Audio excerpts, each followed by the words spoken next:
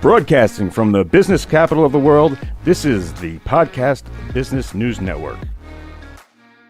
Magical YOUniverse coaching. We are back with our friend Charity Golden here once again, live on the show. Good morning, good afternoon. How are you? Good afternoon. Good morning. Good afternoon. It is good afternoon. It is, right? I'm like, wait, where are you again? You're in Indiana. What time is it? Yeah. Yeah, one. Yes. 1 o'clock. Yes. Yep. Uh-huh. I deal with people all over the world, so I never know what time it is. It could be tomorrow if I'm dealing with someone in Australia. Same here. So Oh, yeah. good. Well, please Yeah. introduce yourself to our listeners today. Sure. I'm Charity Golden. I'm founder of Magical YOUniverse Coaching. I am a certified magnetic mind coach, and I'm here to talk today about what I do today I was hoping that we talk about myself a little bit about my story. Why do you want to choose me? No, absolutely, and core truths. So please say hello and let's get started right away. Go for it. Yes. The core truth is that we think that we have the common denominator. I've been trying to do this all my life. I've been trying to be successful. I've been trying to reach this goal all my life. And what happens is that people start to think, well, it must be me. Yeah. There's something wrong with me, And so we take courses, we do self-help courses, and we read self-help books, and we just try to fix ourselves. We try to fix what's wrong with us. And the truth is the core premise of what I love about this work is that you're not broken. You don't need healing. Well, healing is good, but healing will come from the work, right? Not to go and fix yourself in order to create. So the core truth is that you're not broken. You don't need fixing. And it's all structure. Yeah. So what I help people to do is to get into the creative structure, because a lot of people, well, most of us, what we're raised into and kind of trained into and programmed into is the problem orientation, where we need problems to motivate, right? Mm-hmm. We're basically, most of our actions and our choices are made to try to solve this identity problem, to try to solve this issue with ourselves. And the thing is that it doesn't have to be that way, right? Because what happens is that when you take that problem orientation, there is always better. Here is worse. Yeah. And you can't create from that place. What you end up creating is what you don't want. And we kind of talked about that last week. Mm-hmm. Yeah. About how what you focus on is what you end up, where you put your energy, and that's where you end up creating from.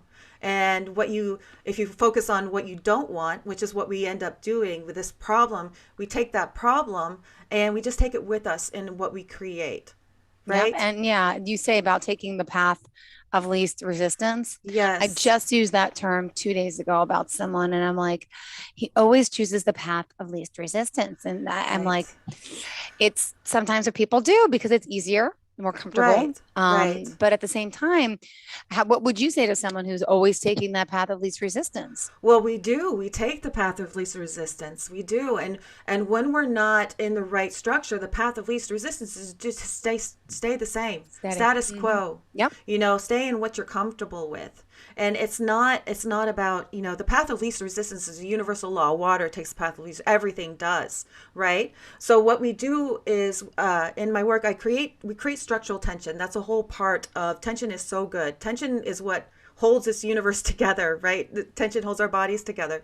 Tension is good. We think of it as bad, right? Tension is a bad thing. I don't want to feel tension, but tension is necessary for creation. Okay. So if you imagine if I had a rubber band, right? Mm-hmm. And basically what we do with this work is that we go to the emotion of the end result. We feel what it would feel like to have the goal. We set that emotional set point. And then what we do is we look at our current reality in relation to that set point, right? And it's like pulling the rubber band back. You pull a rubber band and there's that tension, right? Mm-hmm. So then what you've done now is you've created tension towards your goal, towards your desire, rather than tension backwards, that psychological tension back towards your old identity. So we're pulling ourselves forward. So that what happens is that we end up that creates momentum because there's that tension towards what we want instead of what we don't want. But you have to be able to plant the seed and nurture it for it to grow. You don't just plant the seed and it sprouts, right? This is a life work. This is life work. This isn't just something where you do a one-off and then your whole life changes. We have a whole life of patterns and programming to basically let go of and to reprogram new patterns, beliefs, and behaviors. All right. So you say where there is resistance, there is wasted focus and energy, right? Yes, yes, yes. So it's like the thing where you're focusing on, oh, imagine if we focused on, we're in a house and we focus on, a plane crashing into our house. We don't focus on a plane crashing into our house, right? It could happen or what, but we do that with, like, oh, my someone might break into my house, right? And so the problem is that that we can focus on that all day, but it's like we're sitting in a rocking chair and we're never going to get anywhere. We just oscillate. We go back and forth and back and forth. It's not, we need, what you do in that situation is to focus on, let's say are afraid of burglary or of, safety issues in your house or something. Yeah. What you do is that, okay, feel the energy of when you say, I want to create a safe household for myself, versus I'm afraid that someone's going to break in, so I better lock up and put five locks on my door, get a security system. That's the lack mentality. Mm-hmm. That's the problem mentality. The energy is different when you say, I would really love to have a safe household. What can I create, and how can I create that? Right? And so when we focus on what we resist, it doesn't just persist, it owns us. Mm-hmm. What we resist owns us. And so what we do is we put our focus not on that, oh, I'm like, let's say today, if I focused on, I get nervous when I have these shows. And if I focused on the fear, focused on the failure, then what I'm going to do is create the failure. What I did before this session is I imagined how beautiful this conversation was going. And at the end, how happy you felt that it went so good. And you're backtracking with that rubber band intention. Okay, I'm getting it. Yes, absolutely. Absolutely. I mean, for you as an actress and in your industry, if you focused on the failure, on the outcome not going well, what would that be like? It would be torture. Well, there's right? a lot of rejection. There's a lot of failure in this field. It's I always say to everyone, it's a dime a dozen, and it really is. And unfortunately, it's not all about talent you have. It's a lot about who you know. It's a lot about politics. It's a lot about, but you know what? If I focused and let that get to me every time, I wouldn't be where I am today. What if you took on that meaning, like I was rejected? Because I modeled early, a long time ago, and it was just very local. But at the same time, there was that same thing. Rejection is a part of the industry. Rejection is, and a lot of people, take on rejection to mean I don't belong. They take it on to mean something about themselves. Yep. They take it personally, and success and failure is not personal. It's like an experiment. Everything we do is really basically an experiment. We have this theory and this hypothesis of how it will turn out, and sometimes it turns out the way we imagine it will, and sometimes it doesn't. And imagine if scientists took their failed experiments to mean that they're a sucky scientist. We would have no science, right? Exactly. Yeah, because it's not about that. It's just about the experiment and then getting into the right structure so that you can have the results that you're looking for. Got it. Well, that's so funny you said that. You're right.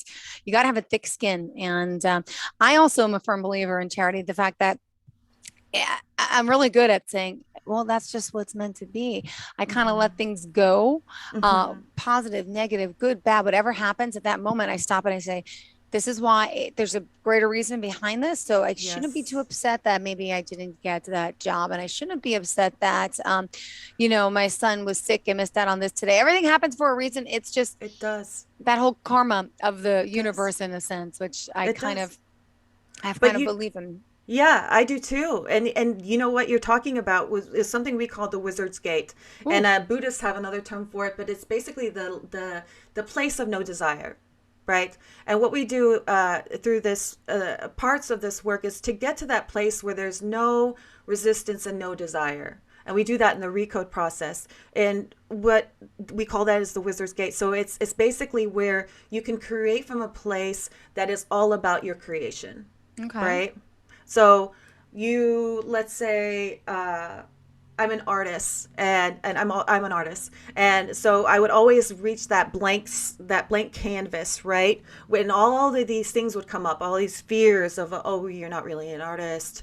You won't be able to create this time. you don't really know what you're doing. And so that would scare me. And a lot of authors and creatives have this in front of them, like, oh, Yeah. you're really not capable, all those wounds that come up.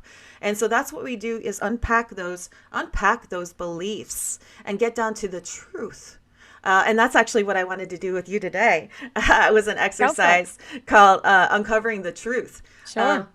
So what we need for that is for you to come up with something that's stuck. I know last week we were talking about relationships, and that might be something that is stuck. But if there's something that is with you that you haven't been able to achieve yet, or that you're working on currently and it just hasn't come to fruition, what would that be? It's still relationships. Okay, no, that's perfect. I've always wanted to be married, find a partner, teammates. It just never got that far. But if we can't talk about that again, I'll think of something else, because trust me. No, that's perfect. That's Okay. perfect. As long as you're comfortable. Yeah. Okay, so we're talking about, so how is it stuck? Never getting past maybe a few years with someone, never growing together, always growing apart. Right. But I feel like the same behavioral patterns keep happening with myself and with them. So I can recognize that, but I still can't fix it. Right. So what are your thoughts on that? What comes to mind when you think about that? Hurt, pain, suckiness, just like, wow, like self-doubt. What's wrong with me? Why Exactly. am I too independent? Am I too obnoxious? Am I too independent? And usually I feel like, like, I it's don't know. me. It's me. There's something wrong with me. Yes. And then I've Right. gone the other route of thinking, oh, it's them. And then I'm thinking, I don't know what it is. Like, maybe Right. it's a spell. No, I don't know. Right. No, but I also Right. know it probably stems from my parents growing up and not getting along at all. So that scared the hell out of me when it came to relationships. So I think deep down there's some blockages about fear of Yes. relationship. Even though I say I want it, I think there's a fear of what I saw growing up. Do you really want it? Because what if it turns out like this? Like that. And then so I put up a guard or some walls. Yes. Yes. So, what would be your definition of yourself in this circumstance? We kind of touched on a little bit. Like, how do you define yourself with these thoughts? Well, hold on. In this perspective of, there's something, how do I define myself? Too independent, you said. Yeah. What else is there?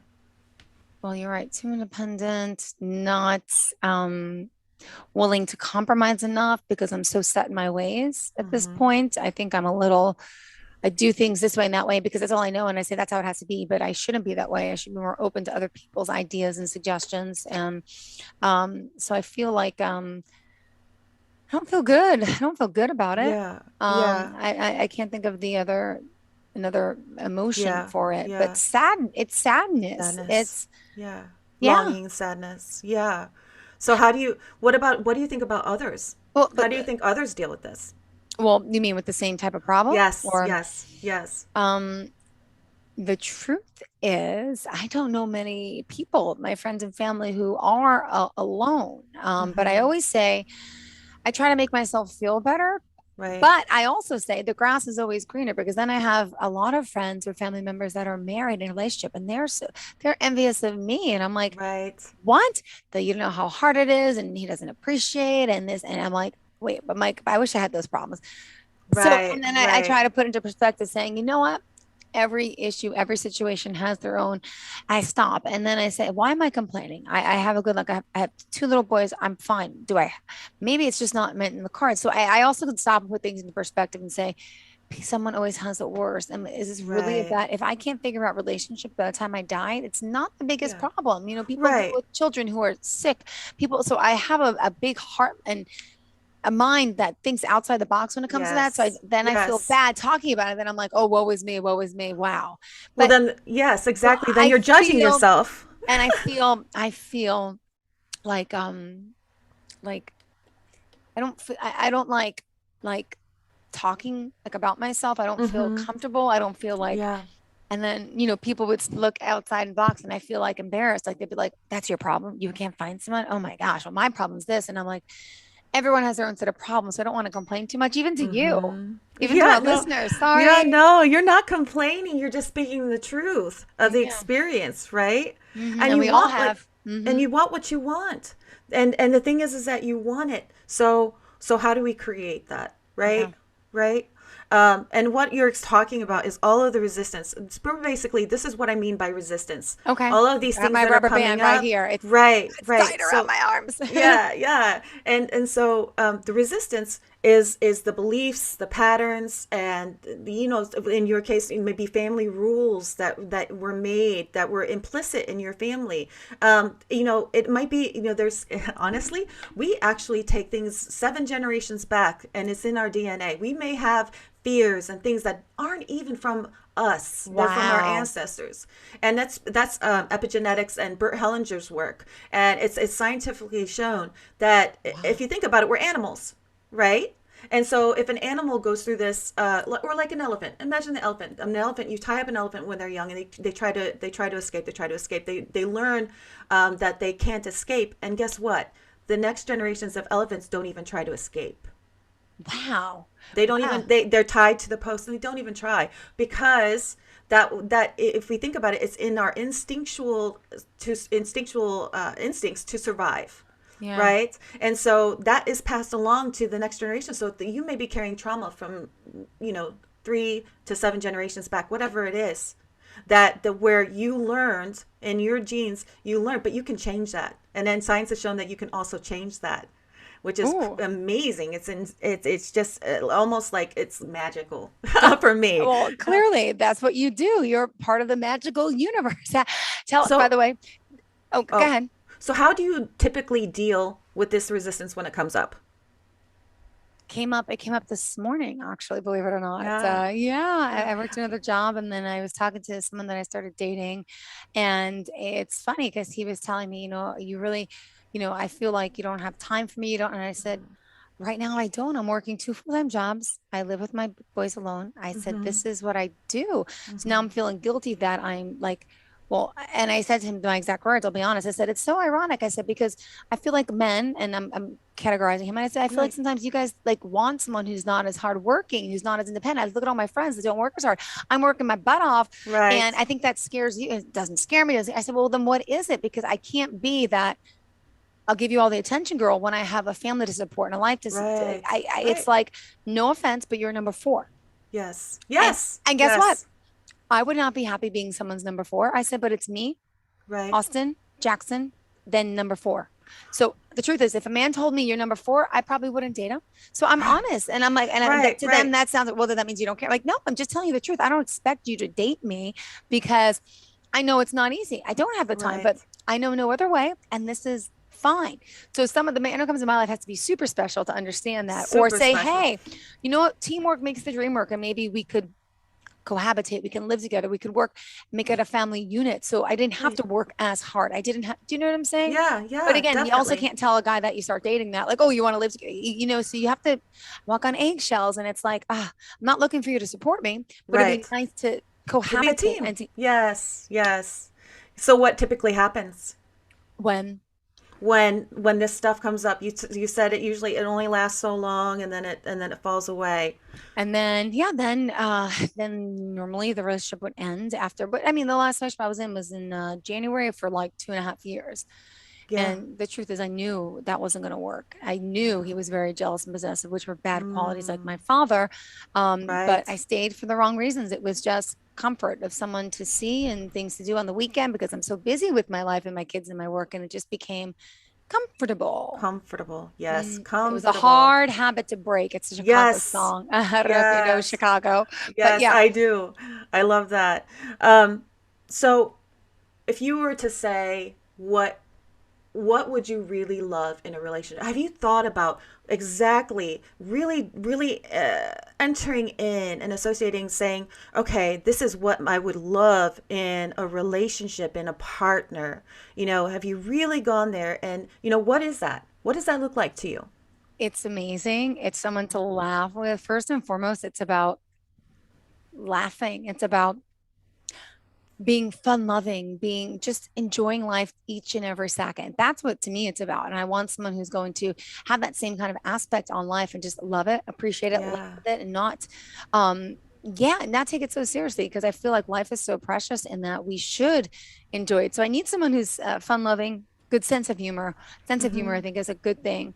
And also someone who also loves children because I have little kids. Yes, But yes, yeah, yes. I just So like happiness and being happy and in love. I don't like, I mean, reality is that life is harder than that, but why right. can't it be a little simpler like It that? can be. It can Going be. back to basics. Yeah. Yes, going back to okay, so this is what I'm looking for. Right? This is what I'm looking for. And you just kind of touched on, well, how does that feel?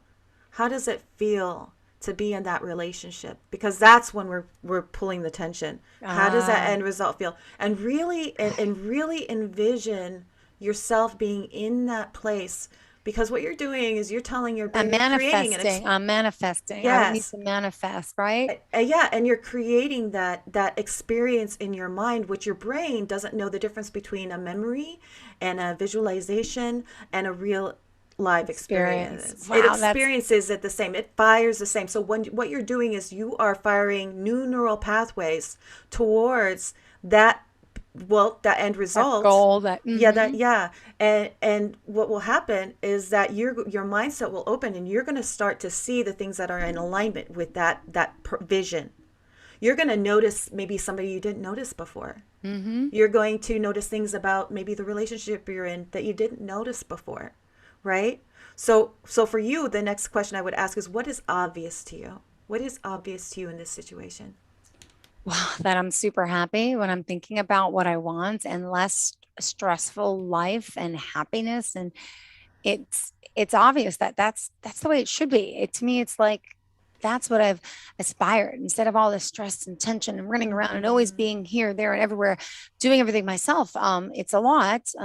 Yeah, I feel like I would be so happy in that place Mm-hmm. and So what is something peaceful. that you really value that you would have to give up to get that desired result? Because there's something that you're hanging on to I would that's in the have way. I would have to give up some work Mm.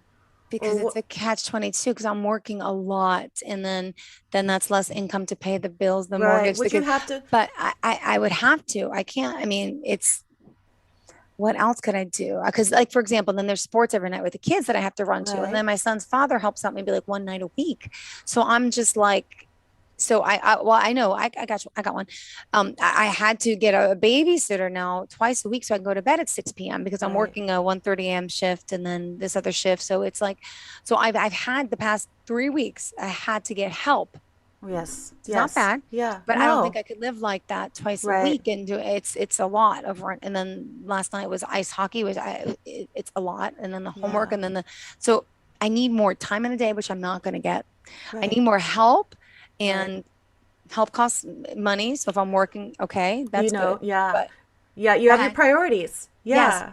But would you really have to give up the work, or what if it's about what your vision is, that maybe your vision incorporates a person that is okay being number four?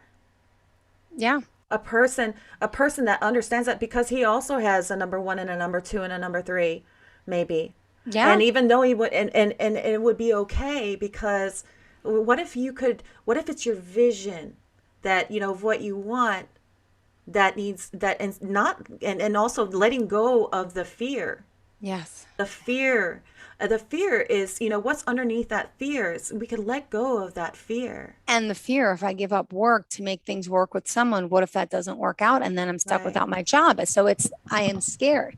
Or the And fear it's of the relationship itself turning out a certain way. my girlfriend that ice skating last night said to me, Jill, and she's married, she has 3 kids, and she says, "Can you believe Sean came home and he didn't want to help me with Sophia, and she's got the 3 kids, and he actually said to me, well, I'm the one paying the bills in this house, and da da da. I'm doing a Yep. lot." And I said to her, I said, "Look, I've been on both sides of the fence, and I still am. It's hard to be a stay-at-home mom than it is to work. It's easy to go to work, even if it's 1 in the morning." I said, "It's Mm-hmm. easier than kids." So I give you Mm-hmm. credit for that. I said, "Do you know what?" I looked at her and I smiled. I said, "I'm sorry that you're upset." I said, "But it just made me realize that's something I should be thankful for because I don't don't have someone telling me that, like, who's threatening me about that I pay the bills. I'm Yes. doing that. So I felt good Yes. for a minute, but then I still feel bad afterwards. But like that, a fear of someone like controlling Yes. me. Like Yes. my mother was Yes. controlled by my Yes. father, who didn't let her work, didn't let her out of the house. And so I became overly out of the house, overly independent, overly hardworking.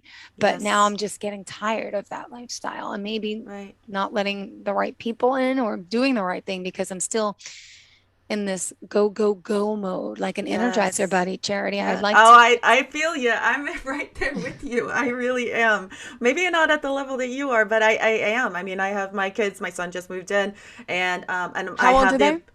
my son just moved back home. He's 21. He's Okay. trying to figure things out. He actually is a lot like me. Had a lot of the same patterns, and because of our upbringing, my upbringing, and then his upbringing, because I was in two abusive marriages myself, Mm. and it was what I realized was that I was staying in that place, and I married my daddy, and what happened is That's my that, fear. Yeah. yeah, because you know why I was chasing daddy, and this is how a lot of the work has helped me to see is that I was chasing daddy for because I wanted to get that affection I didn't get from my dad, the attention I didn't get from my dad, and what I built was this belief that if I can prove to you that I'm worthy, Mm-hmm.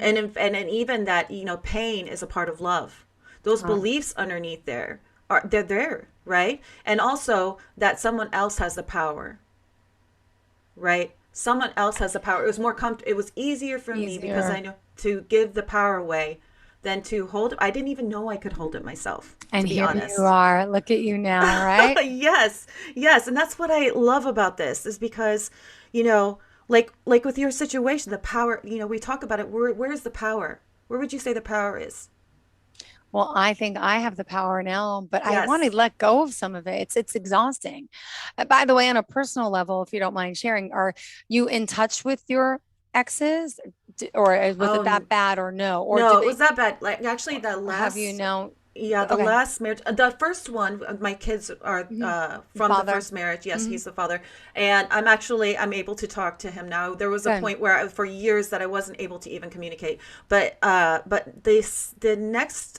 last relationship, it almost killed me. I had a stroke.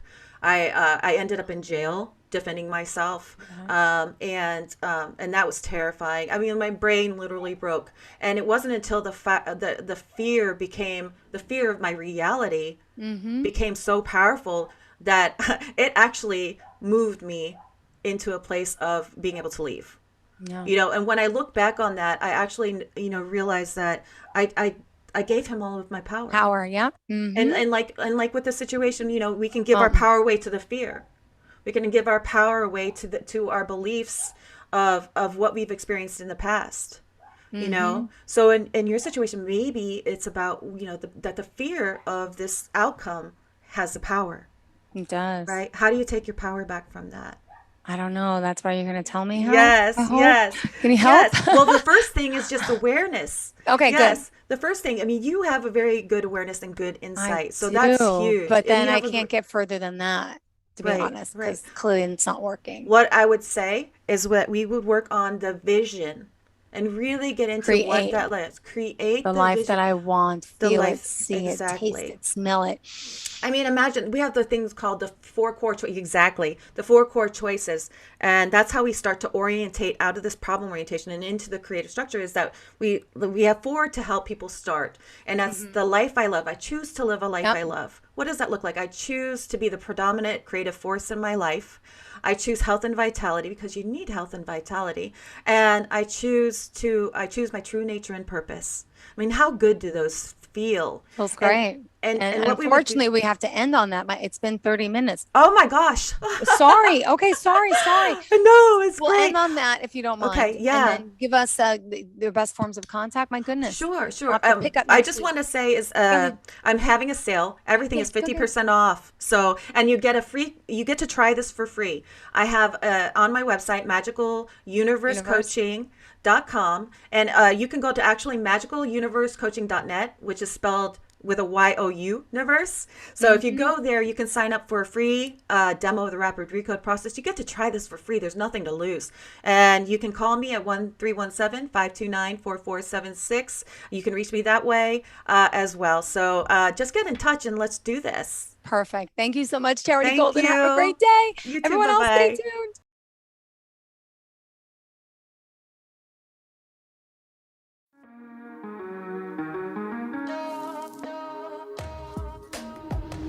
Broadcasting from the business capital of the world, this is the Podcast Business News Network.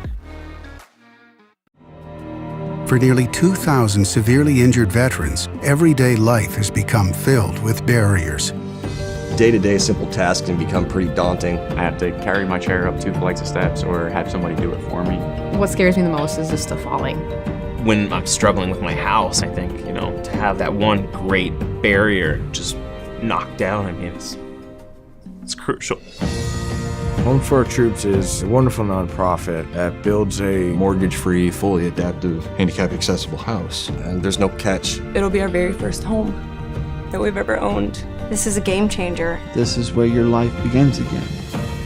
We need you to join us in completing this important mission. Please visit hfotusa.org and help build homes and rebuild lives. Because of you, everything's going to be okay.